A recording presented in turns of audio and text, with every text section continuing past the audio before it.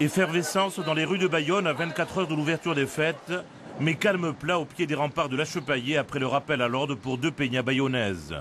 La peña Cacao restera fermée. La peña Potioroac voit son accès à l'espace public extérieur très encadré. La nouvelle municipalité, propriétaire des lieux, a voulu limiter quelques abus dans ses clubs privés sous la pression des professionnels de la restauration. Alors je voudrais quand même dire que le but n'était pas d'interdire les peñas, d'attaquer les peñas. C'était aujourd'hui, il faut savoir que ces 2 peñas, et notamment une Cacao, faisaient la même chose que nous, le même métier, sans payer les mêmes taxes que l'on a. Donc ça devenait gênant parce que c'était une vraie concurrence. Il faut savoir quand même que dans chaque entreprise que l'on défend, bien sûr il y a un chef d'entreprise, mais il y a aussi des personnes qui font vivre cette entreprise, qui nous permettent de travailler. La peña Potioroac, véritable institution bayonnaise, demeure bien évidemment ouverte, mais elle n'aura plus de bar à l'extérieur, dans les douves. Pour sa part, la peña Cacao a décidé de ne pas ouvrir son local.